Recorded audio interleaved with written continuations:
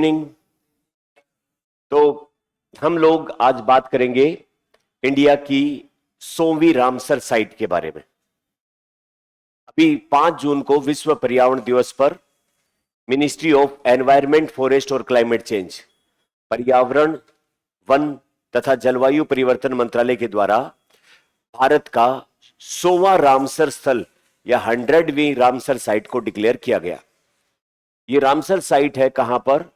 बलिया जिला है यूपी का, जो बिल्कुल बिहार के टच करता है। बलिया जिला का संबंध भारत की आजादी से भी है। चीतू पांडे जो पैरेलल गवर्नमेंट जो चलाते हैं, है ना, तो वो यही बलिया, और उससे पहले भी 1857 की क्रांति, बागी बलिया, ये सारे आपने पढ़े होंगे मॉडर्न हिस्ट्री में। उसी बलिया जिले की बात हो रही है। उस बलिया जिले में एक गोखुर झील है, ओक्सबो जो है वो लेक। ओक्सबो लेक क्या होती है? जब कोई नदी इस तरीके से जिग जैग बहती है और इनमें से कुछ जो वो झील इससे कट के और यहां पर इस तरीके से कर्व लिए हुए शेप, ये जो झील बन जाती है, जो एक तरीके से गाय के खुर के जैसी बन गई है, इसको गोखुर झील या ओक्सबो लेक बोलते हैं। तो बलिया जिले की एक ओक्सबो लेक है जिसका नाम हमारे स्वतंत्रता सेनानी और आजादी के बाद भी जिन्होंने एक बहुत बड़ा इमरजेंसी के टाइम पर आंदोलन चलाया था, जयप्रकाश नारायण, उन जयप्रकाश नारायण के नाम पर झील है। कहां पर? बलिया जिले में। उसको भारत की 100वीं रामसर साइट डिक्लेयर किया है। क्या खास बात है इस झील की? इस झील की खास बात यह है कि ये 12 महीने इसमें पानी रहता है, और ये जो है वो इंपोर्टेंट बीच का इंटरमीडिएट स्टेशन है। किसका? उन पक्षियों के लिए, उन माइग्रेटरी बर्ड्स के लिए जो उड़ के आते हैं साइबेरिया से और नॉर्थ पोल वाले एरिया से। नॉर्थ पोल और साइबेरिया से, जहां पर रशिया है, वहां से मध्य एशिया के थ्रू होते हुए, जिसके बीच में भारत पड़ता है, बहुत सारे पक्षी आते हैं। तो अपने बीच का समय यहां पर उतर के और फिर ये आगे बढ़ते हैं। तो इसका मतलब सेंट्रल फ्लाईवे जिसको अपन कहते हैं, सेंट्रल एशिया का फ्लाईवे होता है, उसके बीच में ये पड़ती है जयप्रकाश नारायण झील। अब पूरी दुनिया में पक्षियों के उड़ने के लिए ऐसे 9 फ्लाईवे हैं। टोटल कितने फ्लाईवे हैं? 9। उन 9 में से एक फ्लाईवे है सेंट्रल एशिया का फ्लाईवे, और सेंट्रल एशिया की फ्लाईवे के बीच में पड़ती है ये अपनी जयप्रकाश नारायण या सुरहाताल झील, जिसका पुराना नाम है सुरहाताल, और 2002 में इसका नाम बदल के रख दिया गया था जयप्रकाश नारायण झील।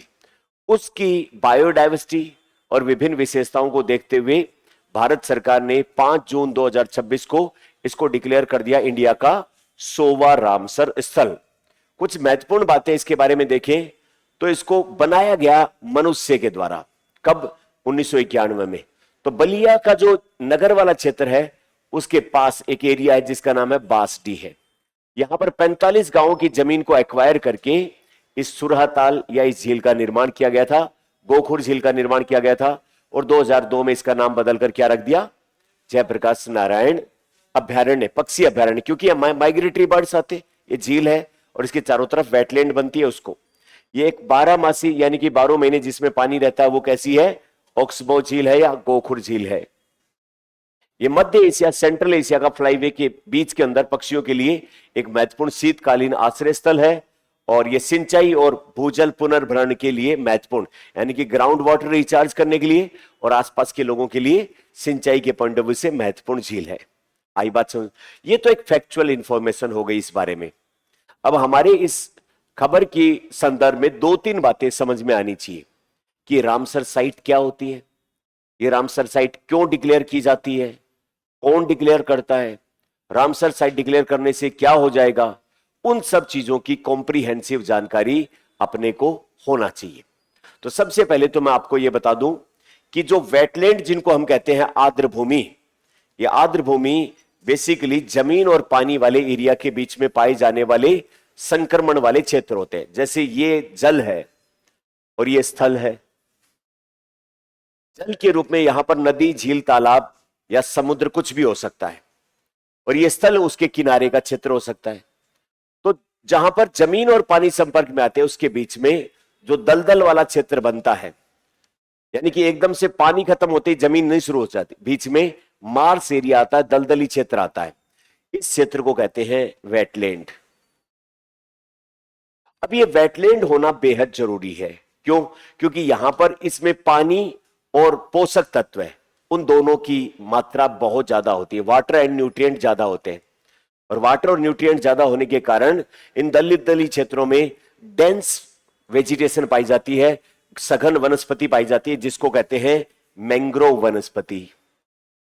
मैंग्रोव वनस्पति के जो वो पेड़ पाए जाते हैं, अपन क्लास में पढ़ाते हैं, मैंग्रोव वनस्पति में दो प्रकार के अनुकूलन पाए जाते हैं दलदल में उगने के लिए।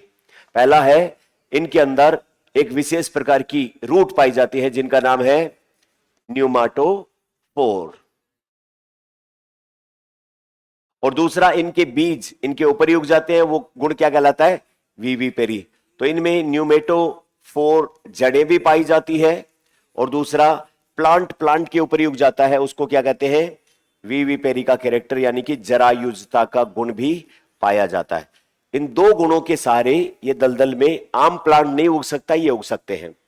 अब इन प्लांट के ऊपर बहुत सारे जीव जंतु पक्षी रहते हैं, खास करके माइग्रेटरी बर्ड्स आते हैं। तो इसका मतलब तालाब, झील, नदी या समुद्र के किनारे जो दलदली क्षेत्र होता है उसको नम भूमि या वेटलैंड कहते हैं, और ये आश्रय स्थल है माइग्रेटरी बर्ड्स का। प्लस यहां पर और भी बहुत सारे जीव जंतु, पेड़ पौधे, एम्फीबियंस पाए जाते हैं, और इस वजह से इस एरिया की बायोडाइवर्सिटी हाई होती है, उच्च जैव विविधता वाले क्षेत्र हैं। अब इनको हम यूज तो ले, इनमें मिलने वाले रिसोर्स को हम यूज तो ले, लेकिन इनका ओवर एक्सप्लॉइटेशन ना करें, क्योंकि अगर इनका हम अत्यधिक दोहन करेंगे तो यहां पर रहने वाले जीव जंतु और माइग्रेटरी बर्ड्स जो यहां आते हैं उनका आश्रय स्थल छिन जाएगा। अब वो बायोडाइवर्सिटी कम होने का कारण बनेगा।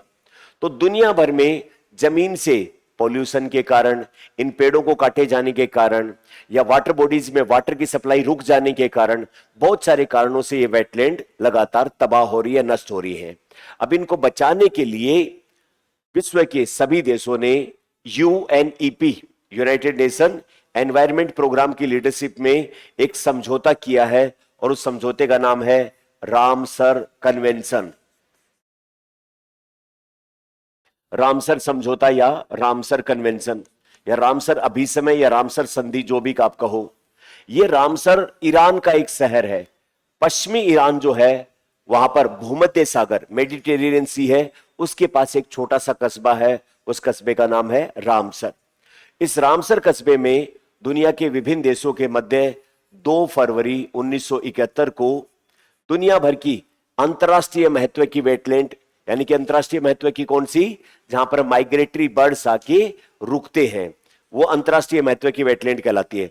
उन अंतरराष्ट्रीय महत्व की वेटलैंड के कंजर्वेशन के लिए एक समझौता किया, और इस समझौते को साइन के लिए जारी किया गया 2 फरवरी 1971 को, और इसलिए ये समझौता रामसर में हुआ इस नाते, और 2 फरवरी को हम सेलिब्रेट करते हैं वर्ल्ड वेटलैंड डे, विश्व नम भूमि दिवस के रूप में सेलिब्रेट करते हैं, वर्ल्ड वेटलैंड डे के रूप में इसको सेलिब्रेट करते हैं। देशों के साइन के बाद में यह समझौता इफेक्टिव होता है 1975 से, और आज के दिन इस रामसर कन्वेंशन के मेंबर हैं, उनकी संख्या हो गई है 172, यानी कि 90% ऑफ यूएन मेंबर कंट्रीज इसके मेंबर हैं। आई बात समझ में? भारत भी इसका मेंबर है। भारत ने रामसर कन्वेंशन कब ज्वाइन किया? तो 1 फरवरी 1982, 1 फरवरी 1982 को भारत इसका मेंबर बन गया। कोई भी जो देश रामसर कन्वेंशन को ज्वाइन करता है, जो 172 कंट्री है जिन्होंने ज्वाइन कर रखा है, इन सभी देशों की इस समझौते की शर्तें पूरे करने के लिए 3 ड्यूटी है, 3 उनके कर्तव्य हैं। वो 3 ड्यूटी कौन सी होती है जिन्होंने भी रामसर कन्वेंशन को ज्वाइन किया? पहला है कि जिस भी देश में इंटरनेशनल इंपॉर्टेंस की वेटलैंड है, यानी कि जहां पर माइग्रेटरी बर्ड्स आते हैं, उस में जो भी रिसोर्स मिलेंगे, पेड़ पौधे, जीव जंतु, मछली, जो कुछ भी मिलेगा, उसका यूज तो करना है, लेकिन कैसा यूज करना है? सस्टेनेबल यूज, यानी कि सतत उपयोग करना है। यानी कि ऐसा नहीं है कि मिशन मोड में लगे हुए हैं, सामने पेड़ आए तो पेड़ काट देंगे, मछली आए तो मछली मार देंगे, कछुआ आए तो पका के खा जाएंगे। नहीं, जो भी रिसोर्स मिल रहे हैं उनका यूज करना है, लेकिन सस्टेनेबल तरीके से।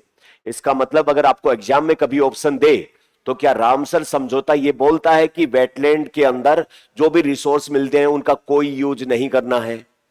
नहीं बोलता है।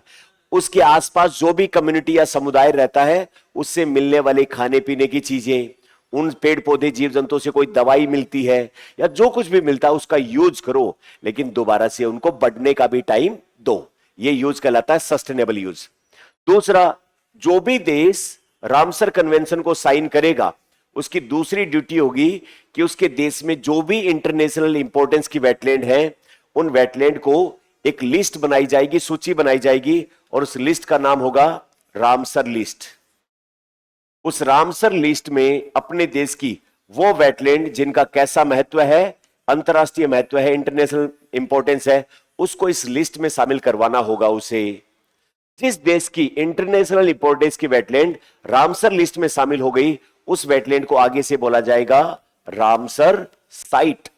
क्या बोला जाएगा? Ramsar site. हिंदी में कहते हैं रामसर स्थल।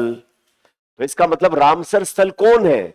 वो वेटलैंड जिनका महत्व क्या है, इंटरनेशनल है, प्लस उस देश की गवर्नमेंट के द्वारा उसका नाम कहां पर लिखा दिया गया है? इस समझौते के तहत जो दुनिया भर की इंटरनेशनल इंपॉर्टेंस की साइट है रामसर साइट, उन लिस्ट में नाम लिखवा दिया, और जिसका नाम रामसर लिस्ट में लिखवा दिया वो रामसर साइट है। तो अब इंडिया में ऐसी कितनी इंटरनेशनल इंपॉर्टेंस की वेटलैंड है जिनका नाम इस लिस्ट में शामिल करा दिया गया है? 100। तो 100वीं कौन सी हुई? जयप्रकाश नारायण। कहां पर है? बलिया में। सुरहा तालाब भी कहते हैं, है ना? तो ये इंडिया की 100वीं रामसर साइट है। तीसरा, किसी भी देश की ड्यूटी होगी रामसर कन्वेंशन को ज्वाइन करने वाले की कि जो देशों के इंटरनेशनल बॉर्डर्स पर अंतरराष्ट्रीय महत्व की वेटलैंड्स है, जैसे भारत और बांग्लादेश के बॉर्डर पर, यूएस और कनाडा के बॉर्डर पर, या विभिन्न प्रकार के यूरोपीय देशों के बीच से बहने वाली नदियां, उनकी वजह से बनने वाली वेटलैंड, जो अंतरराष्ट्रीय महत्व की वेटलैंड्स हैं, जो एक से ज्यादा देशों के बॉर्डर पे लगती है और वो दोनों देश उसके मेंबर है रामसर के, तो उन वेटलैंड के कंजर्वेशन की जिम्मेदारी उन दोनों देशों की होगी। मतलब वेटलैंड कंजर्वेशन में इंटरनेशनल कोऑपरेशन, नम भूमि संरक्षण में अंतरराष्ट्रीय सहयोग को बढ़ावा देना, तीसरा इसका ये ऑब्जेक्टिव है। तो जिस भी देश ने रामसर समझौता साइन किया उसकी कितनी ड्यूटी? 3। पहली ड्यूटी, जो भी सामान मिल रहा है, संसाधन मिल रहे हैं, उनका सतत उपयोग। दूसरा, जो भी अंतरराष्ट्रीय महत्व की है उनको रामसर लिस्ट में शामिल करवाना।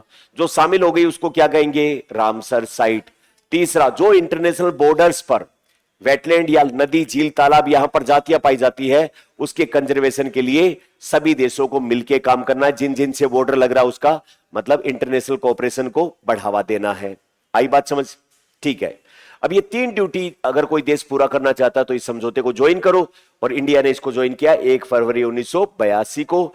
अब चूंकि यहां पर दूसरी शर्त क्या है, इसमें शामिल होते ही साथ अपनी इंटरनेशनल इंपॉर्टेंस की वेटलैंड को इस लिस्ट में शामिल करवाना है। तो भारत जब इसमें शामिल हुआ तो अपनी कौन सी रामसर साइट इसमें सबसे पहले उसने नॉमिनेट की? चिल्का लेक। चिल्का झील कहां पर है? क्या नाम है? ओडिशा के अंदर चिल्का लेक है वो उसको, और इसके साथ ही अपनी जो है वो केवला देव, केवला देव जो है वो चिल्का के साथ ही नॉमिनेट की गई, लेकिन अल्फाबेटिकली ऑर्डर में देखो ये सी पहले और के बाद में, इसलिए पहला नाम किसका आता है? चिल्का झील। एक साथ जो है वो दोनों को नॉमिनेट किया गया था। आई बात समझ में इतनी? ठीक है। उसके बाद में जो वेटलैंड है उसकी डेफिनेशन भी दे रखी है, अपन नोट्स में पढ़ाते भी हैं आपको।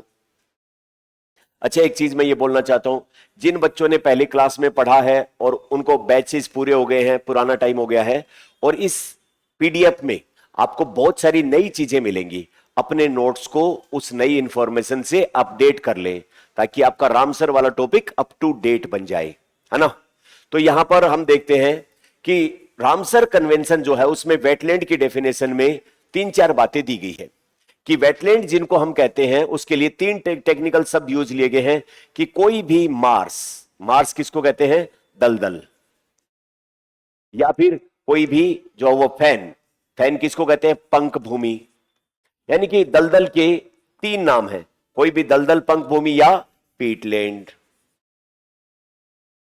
यानी कि पीठ भूमि।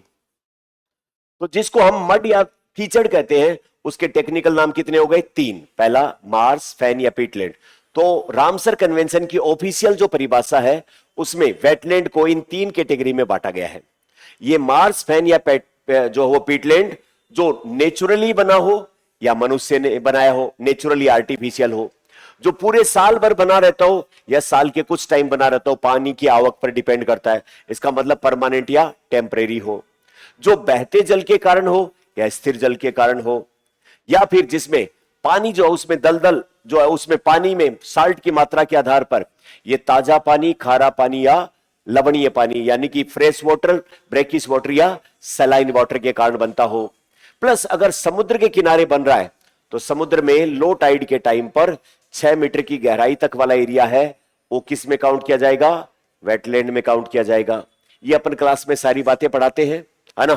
तो ये रामसर कन्वेंशन की ऑफिशियल जो वो डेफिनेशन है किसकी? वेटलैंड की। इतनी बातें अपन ने की।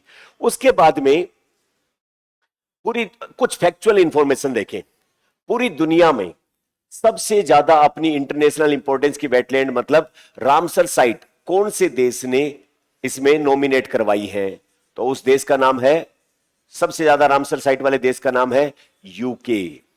सबसे ज्यादा यूके में है। दूसरे देश का क्या नाम है जिसका सेकंड पोजीशन है रामसर साइट के मामले में? मैक्सिको। तीसरे नंबर पे कौन आ जाता है? इंडिया। इंडिया की 100 पूरी हो गई। अगर एशिया में बात किया जाए तो इंडिया फर्स्ट पोजीशन पे है, एशिया में फर्स्ट पोजीशन पे है। अब इंडिया की जो रामसर साइट है उनके बारे में कुछ डिटेल करें। इंडिया की सबसे पहली रामसर साइट कौन सी हुई? लेक चिल्का। इंडिया की सबसे बड़ी रामसर साइट कौन सी हुई? सुंदरबन डेल्टा। इंडिया की सबसे छोटी रामसर साइट कौन सी हुई? वेम्बानूर। क्या नाम है? वेम्बानूर वेटलैंड कॉम्प्लेक्स कहां पर है? तमिलनाडु में। तो भारत की पहली चिल्का झील, सबसे बड़ी सुंदरबन डेल्टा, सबसे छोटी वेम्बानूर वेटलैंड कॉम्प्लेक्स। विश्व की सबसे ऊंचाई पर स्थित वेटलैंड इंडिया में है और वो लद्दाख में है और उस झील का नाम है सो मोरिरी। क्या नाम है?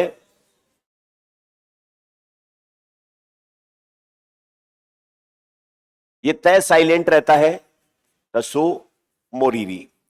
तो सो मोरिरी झील कहां पर है? लद्दाख में, जो दुनिया की सबसे ऊंची वेटलैंड है। आ गई बात समझ? सबसे ज्यादा रामसर साइट कौन से राज्य में है? तमिलनाडु में। तमिलनाडु में कितनी रामसर साइट है? 20। आपका होमवर्क रहेगा यूपी में जहां बलिया में अभी डिक्लेयर की गई है वहां पर कितनी रामसर साइट है टोटल? सेकंड पोजीशन यूपी की है ना। पता लगाएं एकदम सही सोर्स से और अपने नोट्स को अपडेट करें, है ना। राजस्थान में जो रामसर साइट है उनकी संख्या हो गई है अब 5। पहली कौन सी है? केवलादेव। दूसरी कौन सी है? सांबर झील। तीसरा कौन सा है?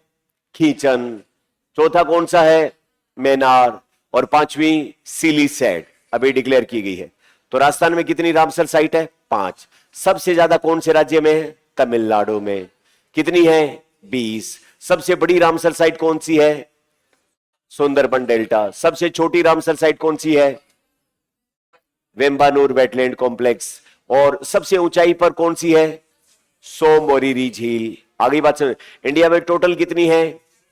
इंडिया का विश्व में कौन सा स्थान है? एशिया में पहला स्थान है। ये बात अपन ने देखी, है ना। अब ये जो रामसर कन्वेंशन के मेंबर कंट्रीज हैं इनकी मीटिंग होती है और उनकी एक मीटिंग हो रही थी, कॉन्फ्रेंस ऑफ पार्टी हो रही थी सन 1990 में। कहां पर? एक स्विट्जरलैंड का शहर है जिसका नाम है मॉन्ट्रेक्स। यहां पर उन देशों की वेटलैंड जो रामसर साइट के रूप में नॉमिनेटेड हैं, उन रामसर साइट की एक सूची, लिस्ट बनाई गई, एक रजिस्टर बनाया गया जिन पर ध्यान नहीं दिया जा रहा है, जिनका डिग्रेडेशन हो रहा है। मतलब देशों ने यह वादा किया था रामसर कन्वेंशन में कि हम इसका सस्टेनेबल यूज रखेंगे, साफ सुथरा रखेंगे और हमारा ये रामसर साइट डिक्लेयर कर दो, लेकिन उसके बाद वो देश उसका ध्यान नहीं रख रहे। तो यहां पर इस रामसर मॉन्ट्रेक्स रिकॉर्ड बनाया गया। स्विट्जरलैंड के मॉन्ट्रेक्स शहर में एक रिकॉर्ड बना उन वेटलैंड का, उन रामसर साइट का जिनका इकोसिस्टम किसी भी कारण से डिग्रेड हो चुका है, हो रहा है या होने वाला है। तो वो रामसर साइट जिनका नाम इस मॉन्ट्रेक्स में बनाई गई लिस्ट में आ गया, वो कहलाता है मॉन्ट्रेक्स रिकॉर्ड। अब मुझे सोच के बताओ कि मॉन्ट्रेक्स रिकॉर्ड में किसी देश की रामसर साइट का नाम आना उस देश के लिए अच्छी बात है कि खराब बात है? खराब बात है। 1990 में जब ये रिकॉर्ड बन रहा था तो इंडिया की जो है वो रामसर साइट का नाम आ गया और अपनी आ गई केवलादेव, एक ही आई। फिर 1992 में दो और शामिल हो गई, एक थी लोकटक और एक थी कौन सी, आपकी चिल्का झील। अब चिल्का झील में काम किया और इसकी समस्याओं का समाधान कर दिया और 2002 में इसका नाम बाहर कर दिया।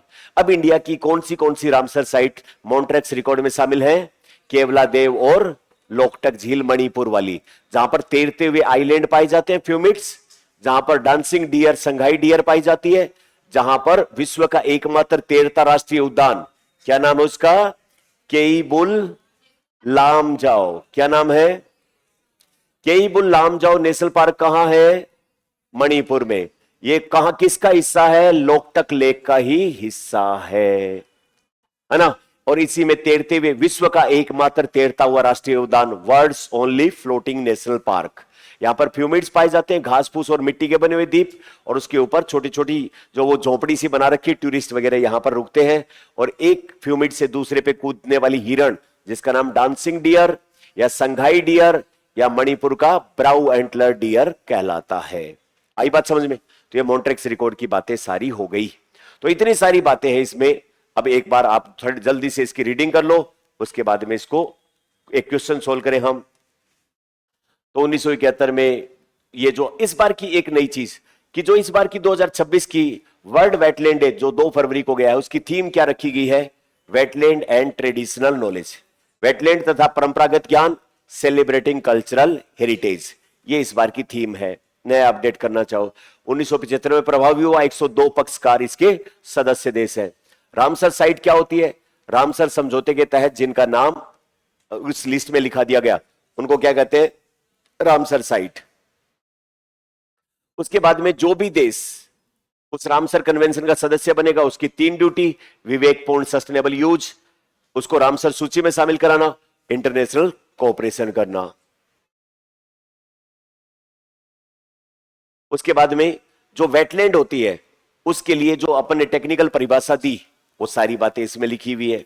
कोई भी दलदल, पंख भूमि या पीठ भूमि जो प्राकृतिक, कृत्रिम हो, स्थायी, अस्थायी हो, बहते जल, स्थिर जल के कारण, ताजा खारे या नमकीन पानी के कारण बना हो, और समुद्र में लो टाइड के टाइम पर जिसकी गहराई 6 मीटर से ज्यादा नहीं हो। तो ये है बात। अब एक चीज ध्यान रखना, इंडिया के अंदर जो वेटलैंड का मैनेजमेंट और कंजर्वेशन है, जो नम भूमि का प्रबंधन और संरक्षण है, उससे संबंधित नियम जारी किए हैं भारत सरकार ने 2017 में। और इन नियमों के तहत कहा कि किसी बेचारे ने कोई स्विमिंग पूल बनाया है, वाटर पार्क बनाया है, या किसी ने नमक बनाने की खारे पानी से कोई ऐसी स्ट्रक्चर बनाई है, या चावल के खेत में पानी भरा हुआ है, या अपने किसी काम से जोड़ा बना लिया है कोई, उसको वेटलैंड नहीं माना जाएगा। उसका कॉमर्शियल पर्पज है या मनोरंजन का पर्पज है।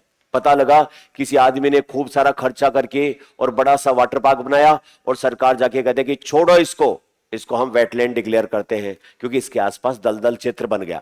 तो कॉमर्शियल पर्पज या मनोरंजन के पर्पज से खेती करने के लिए या और मछली पालने के लिए या नमक बनाने के लिए या वाटर पार्क बनाने के लिए जो किया गया, उन नियमों के तहत उनको वेटलैंड में शामिल नहीं किया जाएगा। इस बात का ध्यान रखना। तो एक चीज तो यही है कि इंडिया में वेटलैंड के प्रबंधन और मैनेजमेंट के नियम कब बने? 2017, है ना। तो ये बात भी ध्यान रखना है। उसके बाद में भारत के 1 फरवरी 1982 को शामिल हुआ, 100 रामसर साइट हो गई 26 राज्यों और केंद्र शासित प्रदेशों में। 99वां कौन सा था? शेखा झील, ये भी उत्तर प्रदेश में ही था, है ना। सबसे बड़ी रामसर साइट सुंदरबन, सबसे छोटी वेम्बानूर वेटलैंड कॉम्प्लेक्स तमिलनाडु। मॉन्ट्रेक्स रिकॉर्ड की अभी कितनी है? 2। कहां पर बना? स्विट्जरलैंड के मॉन्ट्रेक्स शहर में 1990 में। किसी भी कारण से किसी वेटलैंड में कमी आ चुकी है, आ रही है या आने वाली है, उनको अपन, कौन सी ऐसी रामसर साइट है जो शामिल हुई और बाहर कर दी गई? चिल्का लेक, है ना। उसके बाद में भारत की पहली रामसर साइट चिल्का और केवला देव एक साथ में 1900। अच्छा ये बताओ मुझे, भारत शामिल तो होता है इस समझौते में 1982 में, और ये शामिल करवा दी गई 1981 में, ऐसा क्यों? क्योंकि पहले साल अप्लाई किया और दूसरे साल ऑफिशियल मेंबरशिप डिक्लेयर हुई। सबसे ऊंची Ramsar site Tsomoriri. Ramsar site के मामले में इंडिया का कौन सा स्थान? तीसरा। पहला किसका? यूके। दूसरा मैक्सिको। एशिया के मामले में पहला। सबसे ज्यादा रामसर साइट। वेरी गुड, सारी फैक्चुअल इंफॉर्मेशन होगी। अब एक चीज और, अभी जो है वो अपने इंडिया में दो शहर, दोनों ही झीलों के शहर जहां पर वेटलैंड वगैरह खूब सारी है, उनको वेटलैंड सिटी की मान्यता मिली है। तो एक तो अपना उदयपुर है, झीलों की नगरी, और दूसरा है एमपी का इंदौर। उन दोनों को पहले वेटलैंड सिटी के रूप में मान्यता मिली है। वेटलैंड सिटी वाला जो है वो देश अपनी स्वेच्छा से किसी शहर में जहां पर ज्यादा झील तालाब वेटलैंड पाई जाती है, उसको साफ सुथरा बनाए रखने के लिए उसको वेटलैंड जो है वो डिक्लेयर कर सकते हैं।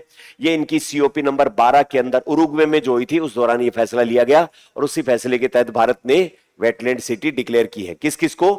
उदयपुर, और दूसरा कि राजस्थान में 5 रामसर साइट, केवलादेव, सांभर, मैनार, खींचन और सिलीसेड। अब इस बार की विश्व पर्यावरण दिवस जो अभी कल गया है 5 तारीख को, इसकी थीम क्या रखी गई? Inspired by nature, for climate, for our future, ये रखी गई। अच्छा ये वर्ल्ड एनवायरमेंट डे कौन सेलिब्रेट कराता है? यूएनईपी। इस बार यूएनईपी ने जो सेलिब्रेट करवाए थीम रखी, इसको होस्ट कौन करेगा? जहां पर अंतरराष्ट्रीय कार्यक्रम किए जाएंगे, अजरबैजान में किया जाएगा, वहां की राजधानी बाकू, वहां पर यह होगा। एक नया वैश्विक अभियान यहां से शुरू किया जाएगा जिसका नाम है नाउ फॉर क्लाइमेट। तो ये विश्व पर्यावरण दिवस जो है वो 1972 में 5 जून 1972 स्टॉकहोम कन्वेंशन, स्वीडन की राजधानी स्टॉकहोम में एक सम्मेलन शुरू हुआ था यूएन की लीडरशिप में। बस उसी के बाद 1973 से इसको मनाया जाता है। कौन मनवाता है? यूएनईपी। यूएनईपी का हेडक्वार्टर कहां है? नायरोबी, केनिया में, वहां से ये काम होता है।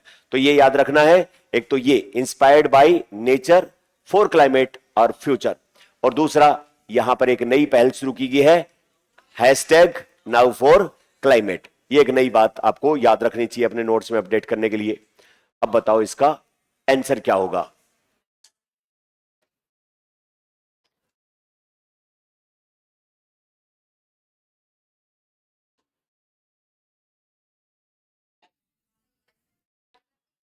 सही है? ऐसे कैसे सही है? किसने बनाया इसको? मैन मेड है, ये प्राकृतिक थोड़ी है भाई। शुरुआत में ही तो देखा था अपने पहले ही स्टेटमेंट में, इसको बनाया गया 45 गांवों को एक्वायर करके उसकी जमीन को फिर बनाया गया, है कि नहीं? इंग्लिश में भी यही आंसर आएगा, है? तो मिलते हैं मंडे को किसी नए टॉपिक के साथ में। Thank you very much.